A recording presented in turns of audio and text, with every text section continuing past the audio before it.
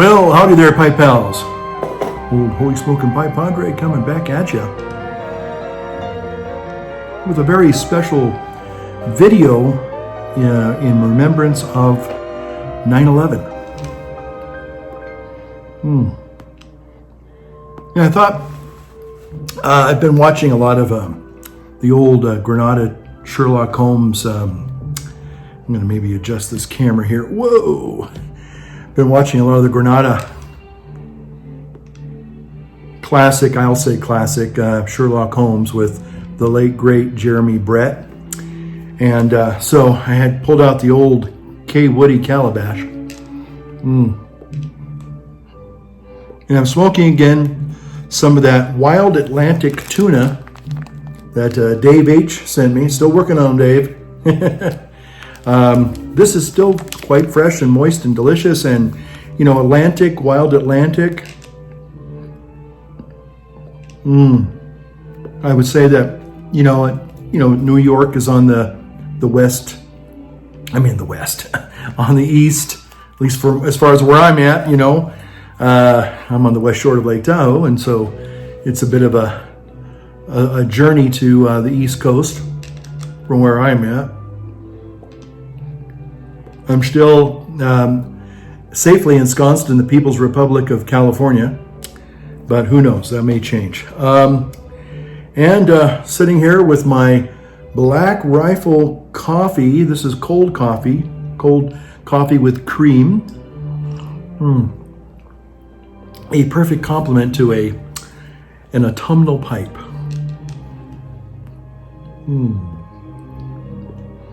Yes, pipe fans, pipe pals and gals, it's we've had a lot of smokiness in the air. I think I shared that with you in my last video. I think I made a video a couple weeks ago, and the forest fire season was upon us, and it's still with us. So there's quite a bit of smokiness in the air. And for me, even though I get nervous now when I do smell that smell, I originally used to always like that wonderful aroma.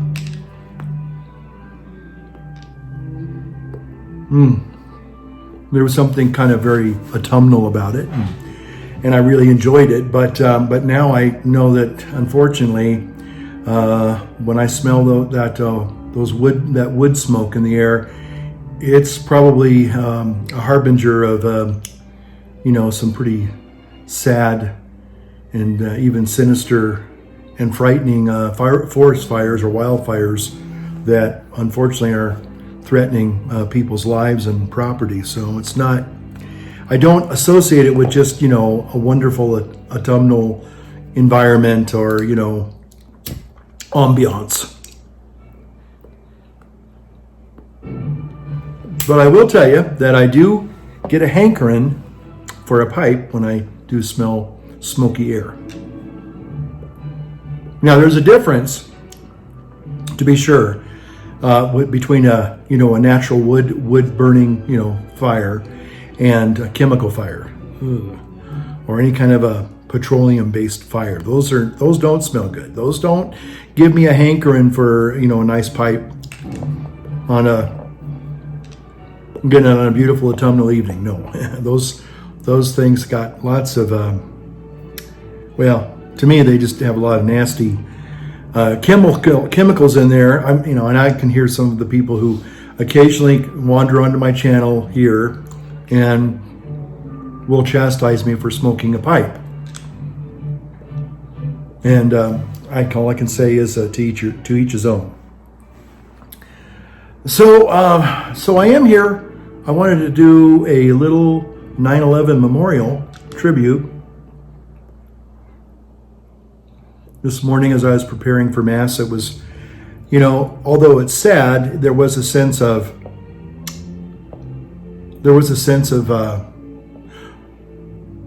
repetition in the fact that I heard the people reading the names of all the victims of 9/11. And yes, it is sad. It's very sad, but I think we need to continue to remember that. Now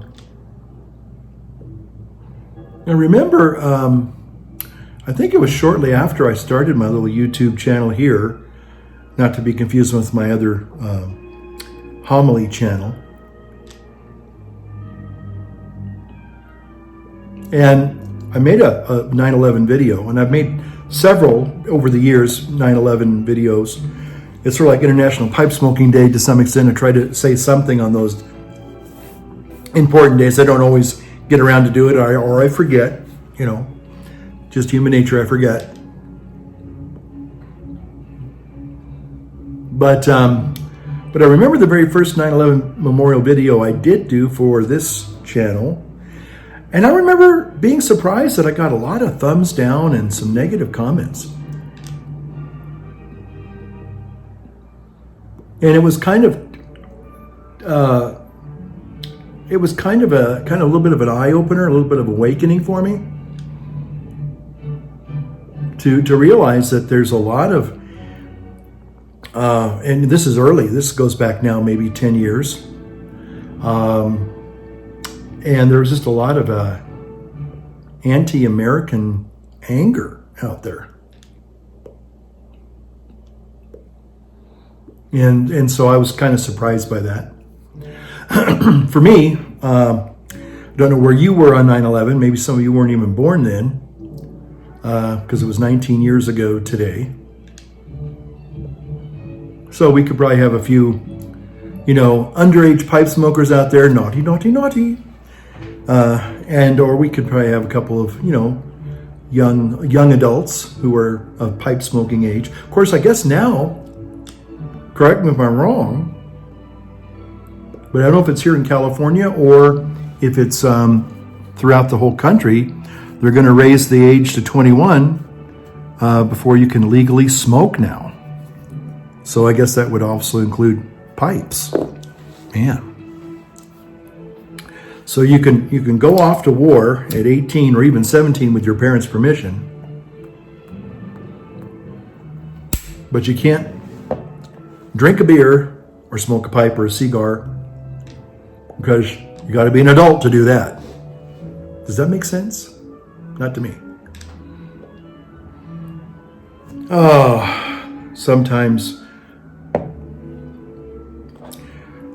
I despair.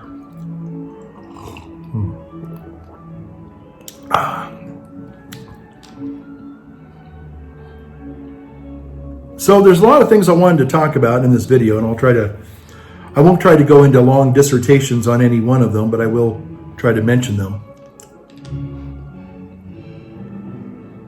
I do remember, again, where I was on 9/11, and it probably won't surprise most of you to know that I was getting ready to say Mass in a little parish called St. Elizabeth Ann Seton Parish in Los Osos, the Valley of the Bears.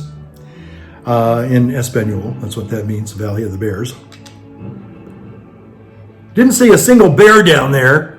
It was more of a waterfowl shed. It was a watershed down there. It's on the coast. So I didn't see any bears down there, but I saw a lot of waterfowl and birds and things like that. Come up here, there are bears up here, let me tell you. One of them came right over here to my back door about a month and a half ago. Young bear, not a cub, but a young, like a yearling, freshly winged bear, you know, it just kind of, and it was all looking around for, you know, it was foraging. It was right after, you know, they woke up from their hibernations. So, as much as I wanted to befriend this bear, you know, how many people can say that you live in a neighborhood? Yeah, live in a neighborhood. Okay, so I have bears in my neighborhood. How about you, neighbor?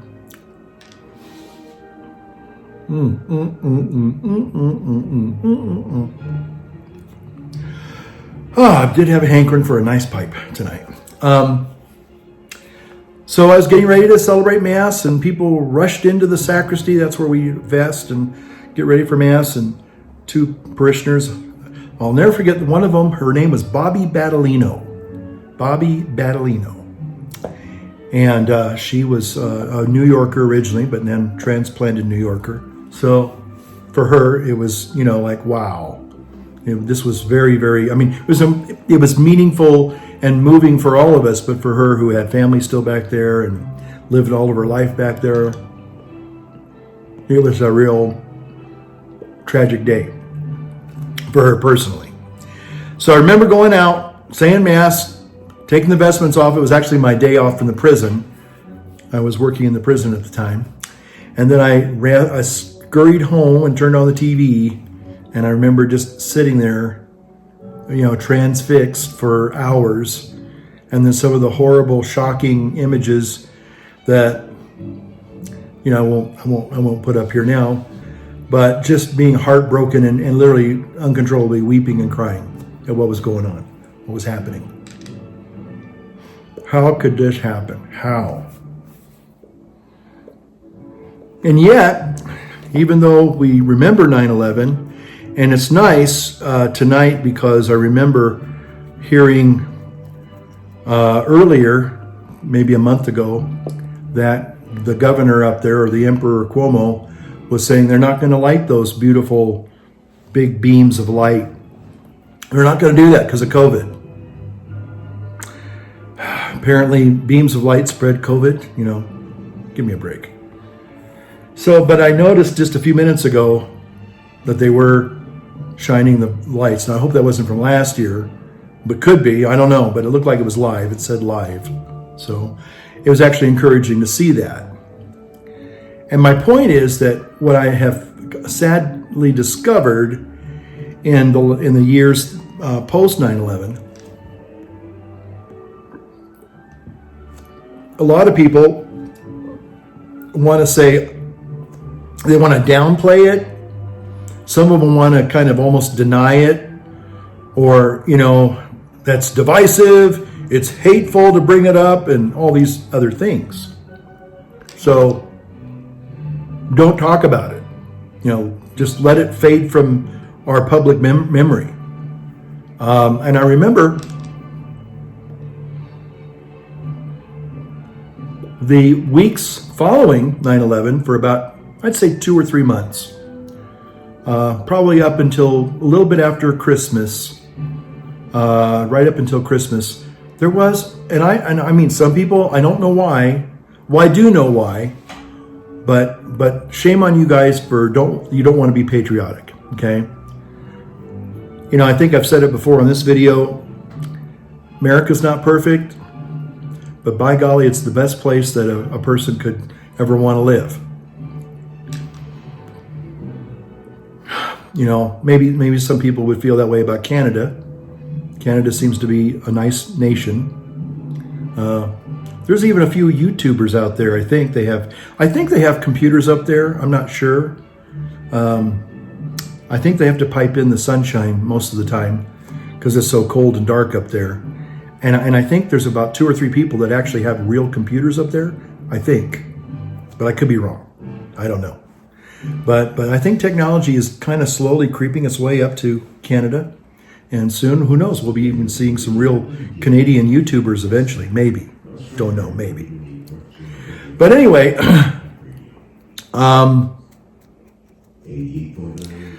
but I was just really surprised that shortly after that 3 months of, patriotic fervor, that all of a sudden it was like the little slimy cockroaches came out of the woodworks and started complaining and protesting, and talking about how racist it is and how divisive and, just all this stuff.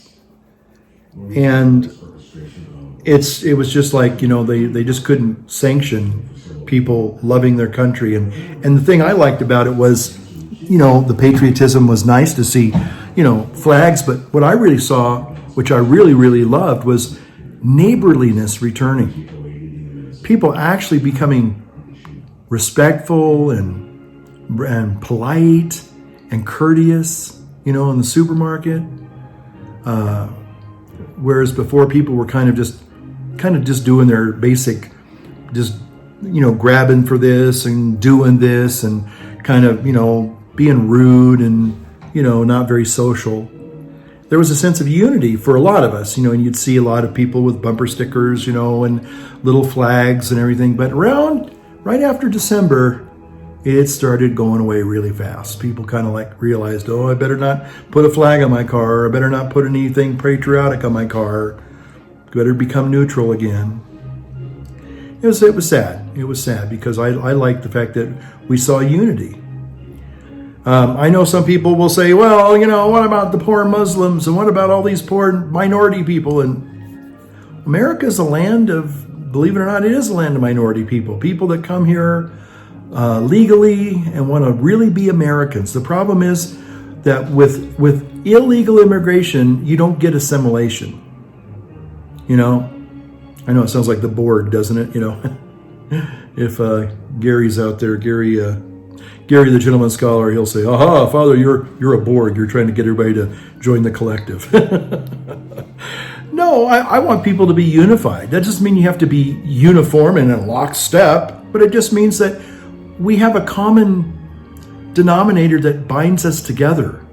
And right now you see people I saw some very disturbing videos yesterday. Maybe you've seen them too, where a bunch of BLM people and Antifa people are now just walking up to people who are sitting outside having a meal and literally threatening them and taking their food and kind of like, what are you going to do about it?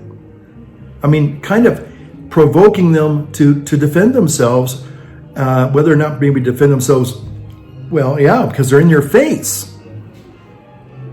There's no call for that. When did our social order start breaking down?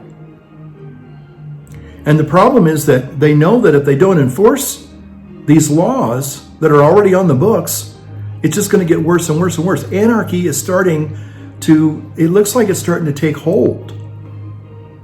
And folks, we can't have that. Anarchy doesn't work. Anarchy leads to mass graves. And unfortunately, there are just too many young people who have been raised on, Grand Theft Auto games and the Purge movies and, V for Vendetta and all these, radical movies that want to overthrow the government. And it's like, the government really isn't, the government is sort of like government's like a crescent wrench. The government's like a crescent wrench. It can do some really good things, but it's not a tool. It's not a universal tool that's going to fix everything. It just can't. And you can't, the young people are frustrated because they don't have free this and free that. And, no. I've lived in, when I say I've lived in a communist country, what I mean by that is when I was in the army, we were deployed to Bosnia. I guess was a kind of a semi-socialist, communist Muslim country, I guess. I don't know what exactly, but again, most of those poor Bosnians that worked on our bases, they told us how they hated their country and they wanted to be Americans. They wanted to come to America. I even had a gal. She wasn't that bad looking. She was a little bit older than I was at the time, but maybe 5 years older. But when you're a younger guy, it kind of, registers a little bit more than it does when you get older. But she says, "You take me home to America. I marry you. Make a good wife." Because we had this laundry on the base, and it was staffed by locals, nationals, and so you got to see real people, and they were really interesting people and good people, and just like us. They're not anything different. They were just going through a political struggle. Now we're going through a political struggle. Boy, tell you what, there's some lessons there. Just imagine your neighborhood. Well, if you're up in Portland or Seattle, it's already happening. Your neighborhoods are probably pockmarked with bullet holes, maybe, and graffiti certainly. And if you're in San Francisco, you have to watch where you step because of needles and human excrement. So the problem is that we're kind of seeing that beginning to evolve. I'm sorry to say, devolve. De-escalate the society into like these warring camps. You have Antifa and BLM people, I guess. Again, I don't have, there's no, I grew up again, I know some people don't like it when I say this, but it's my experience. My experience. My experience, I grew up in a colorblind society. It was right at the time of the original civil rights movement. Martin Luther King, Malcolm X. I think I've said some of this before. And, I certainly was sympathetic to the persecution that black people were going through in the South. But we just didn't experience that here. We had a few black people here, but we never treated them like they were anything different than the rest of us. Now, maybe are there racist people? There's always going to be people that are going to be racist people, but, I don't know. I kind of wonder if that's even possible in this day and age. I guess, yeah, there are. But when was the last time you really saw the KKK or real Nazis, marching through your downtown street? When was the last time a KKK person or a Nazi person, ran for city council? It's ridiculous. And to say that there's this, evil racism and there are people with white hoods, lurking around your building, that's not the reality.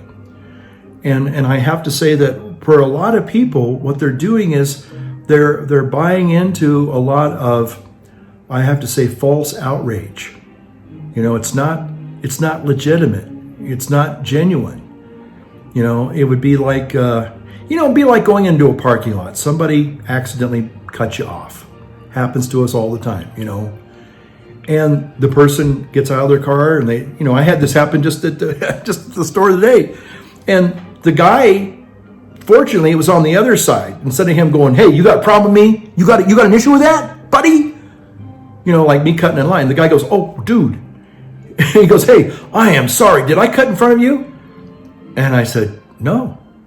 "Are you sure?" I said, "Yeah, I'm sure. You were in line before me. I just got in here just a second or two after you." "Are you sure? Because you can go ahead." It's like, wow, this guy's really coming back the other way. Like he's really trying to "Hey, I'm really, really sorry." And there was nothing to apologize for. But I've seen people in parking lots and all of a sudden the one person takes it as an insult. You're dissing me. And they want to get in your face. And there was no disrespect at all intended. "Hey, come here, you cracker," whatever. And they start getting in your face. And it's like, oh, excuse me? I saw it happen to my brother in Los Angeles a couple times. And fortunately, my brother even though he was a very quiet guy, he would stand up for himself. There was no doubt about it. And this one black guy was, he was just in a bad mood. We got him it was like one of these salad bar places. And the guy was, obviously he was a worker and he was trying to clean up. And, my brother was not a messy person at all. He was very tidy and fastidious. He was kind of like an Oscar, was Oscar the clean, of the odd couple, he was kind of Felix, I think, was the fastidious one. Oscar was the sloppy one. But anyway, my brother was very, very, very, fastidious and very conscientious of other people. But this black guy was just, and I remember we walked in, he was cussing under his breath and he was he was just having a bad day. And, all of a sudden he starts picking on my brother. My brother finally says, "I told you," first he said, "Oh, I'm very sorry. What did I do?" And he went, "You made a mess over here, blah, blah, blah, blah." And my brother went over there and he tried to clean it up. And then the guy starts yelling, "Get out of here," And then he starts, bad mouthing my brother. And my brother said, "Excuse me, I tried to apologize to you. And I'm trying to be respectful and civil. I expect the same from you." And he just stared him down. The guy kind of went, "Yeah, I'm gonna." Then the other black guy kind of let him alone. But again, I don't care what color your skin is. I really don't. Okay, it's not an issue. But I'm afraid that a lot of people of color are making it an issue, and they are practicing reverse discrimination. It has to be said. Don't be starting fights with people because you don't like the color of their skin. You're doing to white people, some of the black people are doing to white people what that maybe some of them experienced or they heard other people experience years ago. And it's like, enough's enough. You've gotta let sometimes the past, imperfect as it is, just say, "Hey, that was then, this is now." And unfortunately, there seems to be a lot of people that want to foment, societal, outrage, and they want to have an excuse to go out and riot, loot, vandalize, and even kill people. Which brings us into the next thing is that I was going to say that, I have to give kudos to that young guy, Kenosha Kyle, the young man who defended himself. Man, that kid, talk about a sharpshooter.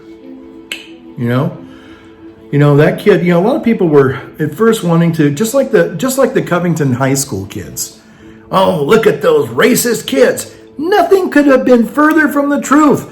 The racists were some black guys taunting them, and then the Native American guy, old refrigerator Phillips, Nathan Phillips, goes up there beating his drum with his bad breath to that poor kid.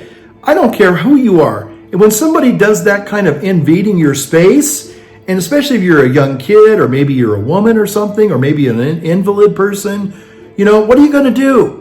What are you going to do?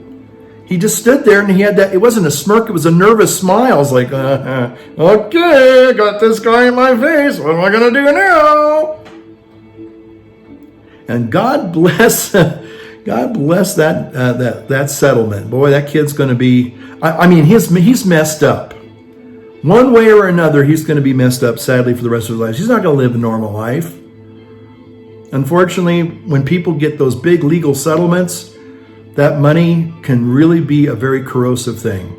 Especially for a young person, I'm hoping that he's got good parents that can help him invest that money truly wisely, still go out and get an education, and not let that money corrupt him.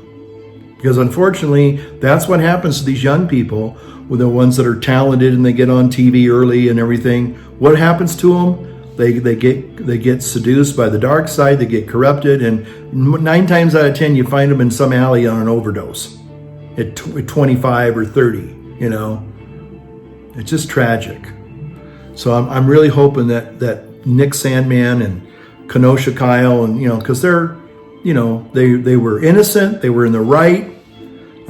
All the videos and everybody that I've listened to has pretty much said that what Kyle did, that kid in Kenosha, he was clearly defending himself. And so I'm hoping that he can, those charges will be dropped, and, hopefully he can maybe, resume his life and still get a chance at a normal life. But I don't know. But, unfortunately, people the people that are on the left, they want to do away with the Second Amendment. They want to do away with the Constitution. They want to do away with, our First Amendment. They just want to basically silence any voices of opposition. You just cannot, there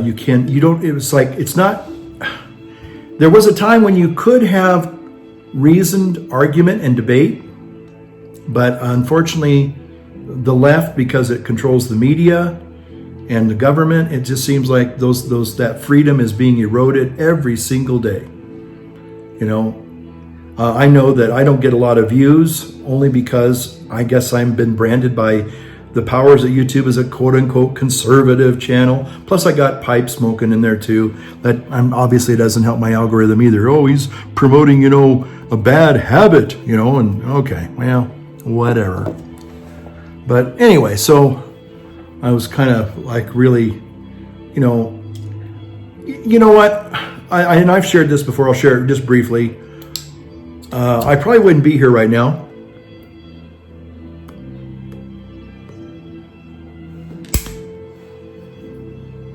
because my father, God bless him, God rest him, he was drunk one night and he got into a drunken rage and he literally tried to kill our family. That's the truth. I don't say that to garner sympathy. I don't say it to quote unquote shore up my support for the Second Amendment. All I'm telling you is a real life story. If it hadn't been for the neighbors who heard my mom's cries for help and who came down armed with 45s, 1911, don't you know, Colts.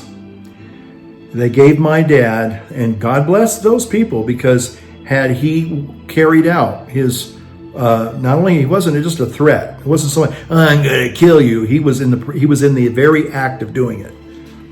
He was starting with my mom, and again, it's an ugly scene, and I don't even care to repeat it. But the thing was that, thanks God for the Ely family, they came down, and they gave my dad basically an ultimatum: you either cease and desist and walk away, or we will carry you. They'll carry you out feet first with the coroner.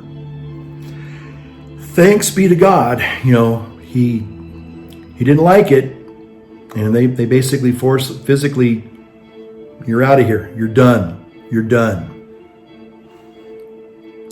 That saved our lives. Good men armed with guns saved my life. So, so getting back to 9/11, what's sad is that a lot of people today will kind of use the excuse. They get upset if you talk about 9/11, or you refer it to any, you make references to it, and they'll say it's divisive. You're being hateful. You're being xenophobic. You're anti-Muslim or whatever. Well, I'm not anti-Muslim. I've worked with Muslim chaplains before. I've worked with Muslim people before, but I am not for Islam. I am not for classical Islam. Islam is all about the subjugation of the infidels. I'm an infidel, and if you're not Muslim, you're an infidel, okay? And it's either you convert or die. Now, do all Muslims, quote unquote, practice that? I don't know. Probably the majority of them that live here are trying to assimilate to some extent, but still, deep down inside, there's many of them that do feel that they need to have their religion and their law be the law and the religion of the land. Christianity, some people, well, you Christians, and I always get this, you Christians, did all these bad, evil things. And I think a lot of it is just hackneyed old cant. People just hear these things repeated so many times that it sounds like, well, it sounds true, Were there maybe some incidences of, these things? Yeah, I guess, sure.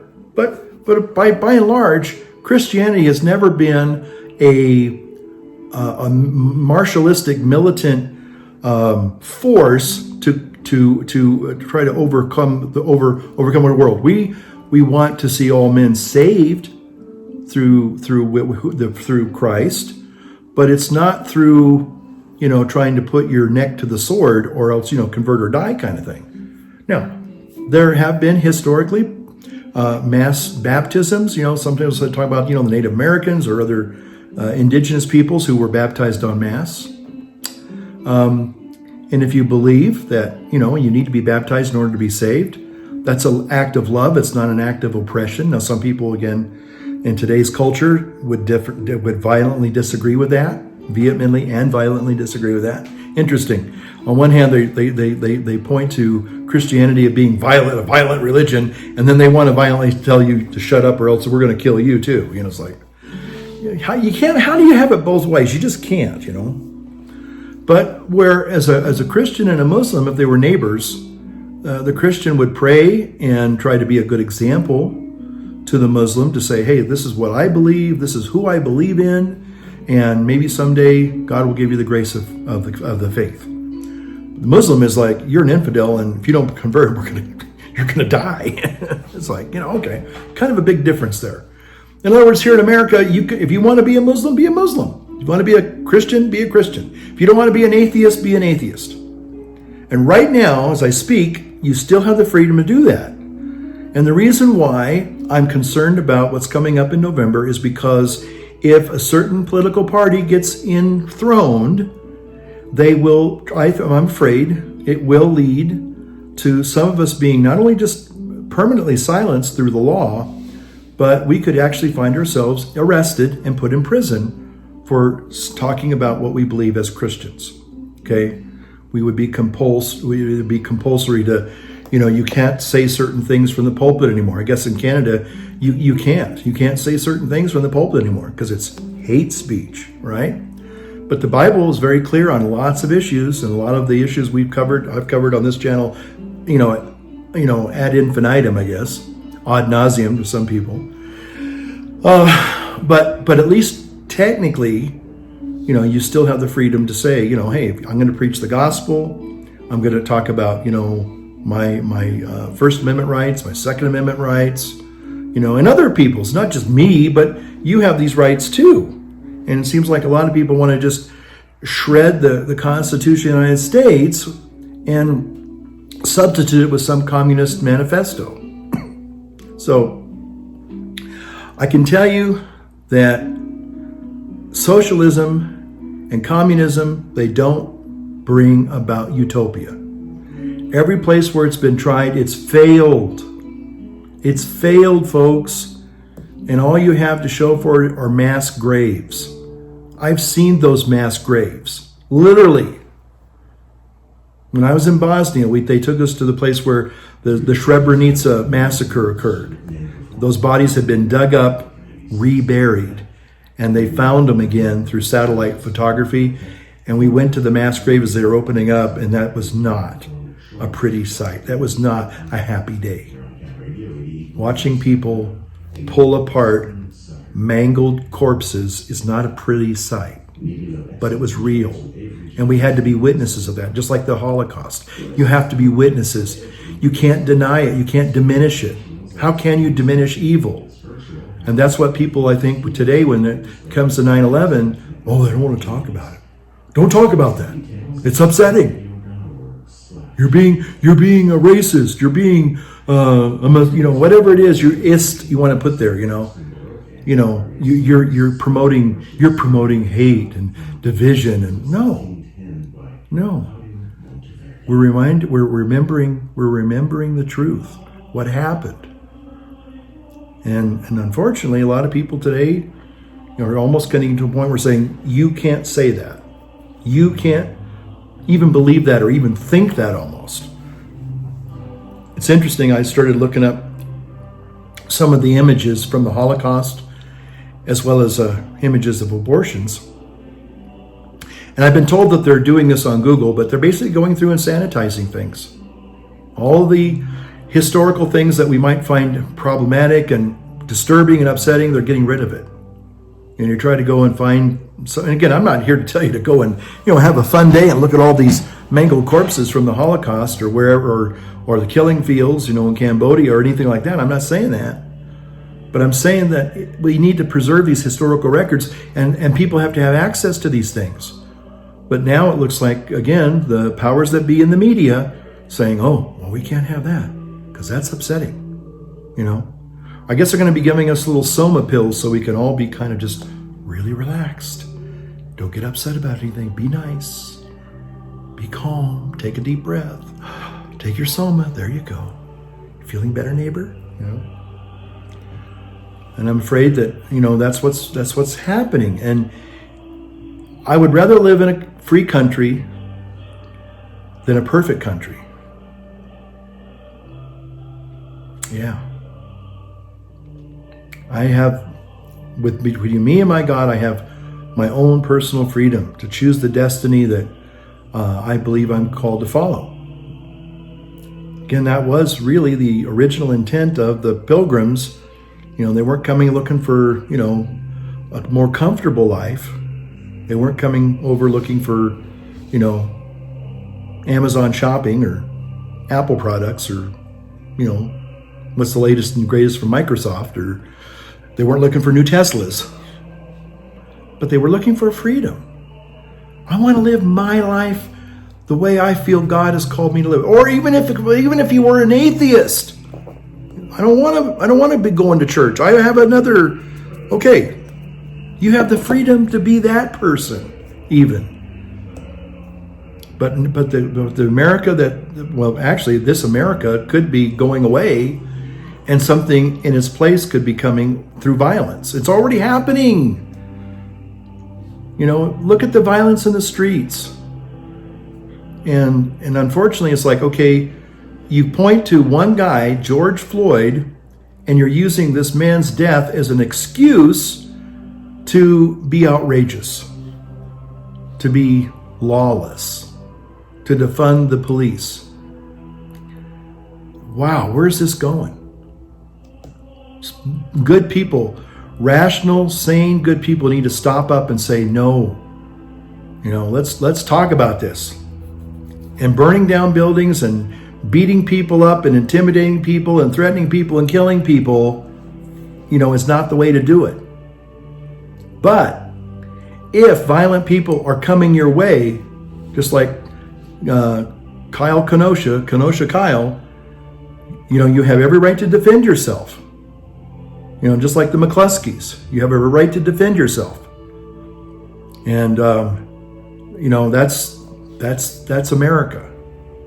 And hopefully it doesn't come to that. It should never come to this. I was going to say this one last thing. I guess I'll close with this. This was originally going to be a whole Second Amendment kind of a video, but it just reminded me that, if you look up the Second Amendment, everybody thinks it's all about guns. It's the right to bear arms. And it is. But the most important thing, I think it's the right for a well-regulated militia. And that's not the army. That's not the standing army. A militia and the army are two different things.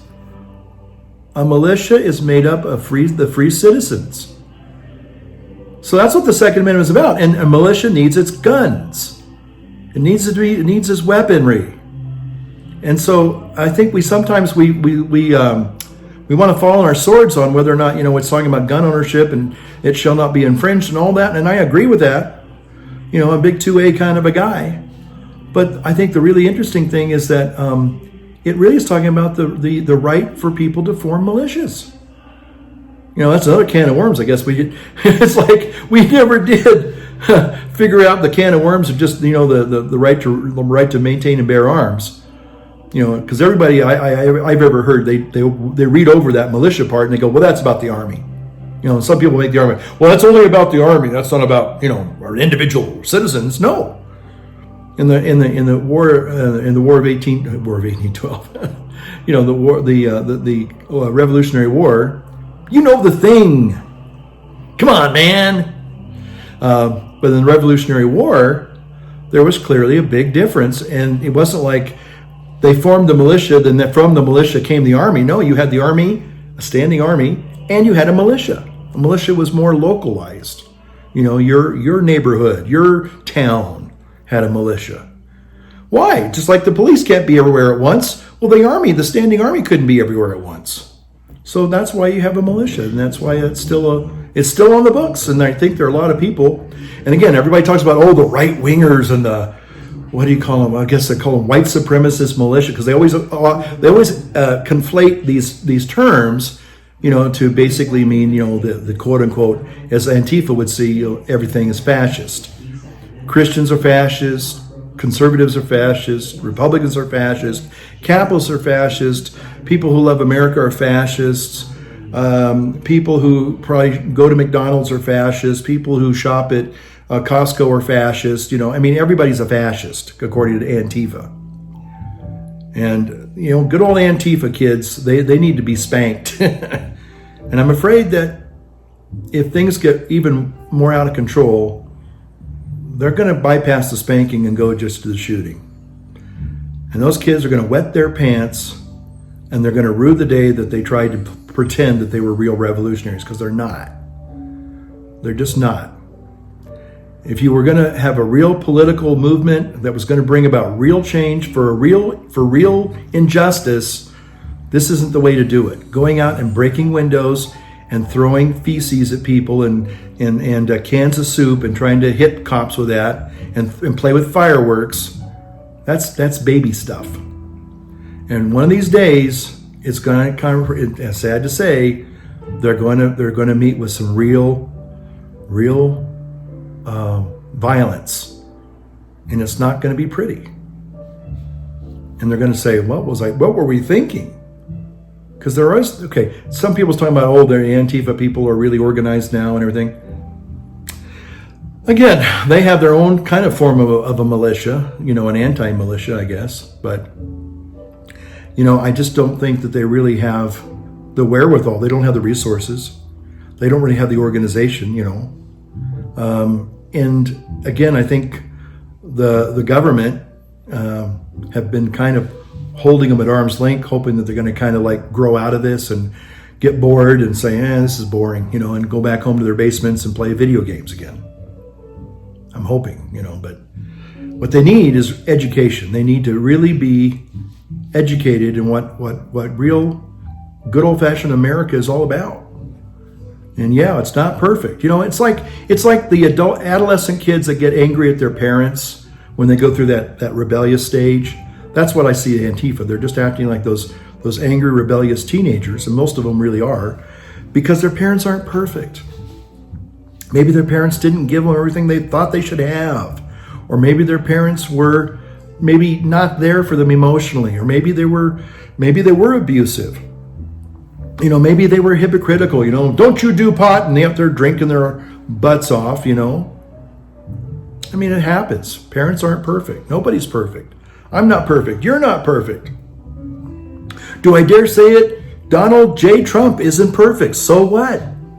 He's got his own personal problems. But the principles of America, those are sound. And when they're applied, most of the time, things get better. One of the things I learned through being in the military, and I'll use this to bring to a close, is, you don't have to like everybody in order to get along and accomplish something for the common good. That's what I love about the Marine Corps. When I got into the Marine Corps, I was 17 years old. Some kids run away and join the circus. I ran away and joined the Marine Corps. And we have no racism in the United States Marine Corps. Here, everybody is green. Just some people have black vinyl tops. I thought that was pretty cool. And most of the Marines that I worked with, whether they were black or Latinos or Filipinos or whatever they were, we were all sorry old Marine privates, and it was like, we were all together. We were all lumped together in one big bucket of misery called boot camp. And we all pulled together. And despite our races, our religious differences, our political differences, we didn't have you didn't have to like everybody. That was the thing I learned. You don't have to like people in order to work with them. See, there's like this whole concept of the common good. You pull together, despite your differences. Ooh, what a lesson that was. See, that's why I think a lot of young people would do really, really well to join in the military for 2 or 3 years. That way, one, they can learn some personal life skills that are going to set them up for probably better success later in life. And then the other thing is that they invest in this country. They invest in this country, whether they like it or not. For those first 3 years could be miserable, and they probably hate every minute of it. But deep down inside, now you've made an investment in this system of what we call America. Anyway, I think it's a good thing. And I pray for our country daily. And yes, I have no qualms about saying I pray for the president. Christians are encouraged to pray for their government authorities, even if you like them or not, because they need all the help they can get. God's in control ultimately. They might have temporal power, and they can do a lot of good or bad with that temporal power, no doubt about it. But God ultimately is in control. That's the thing that keeps me getting up each and every day and putting on my sin fighting suit and trying to go out there and make a difference. Okay? Well, I hope you're going out there making a difference wherever you live. And I hope that whatever you do, you can take some time out, like I'm doing tonight, and light up a pipe this wonderful autumn season and enjoy a nice pipe with a nice healthy libation. And so go out, light up your world, and light up your pipe. Thanks for watching, folks. We'll see you next time. Take care.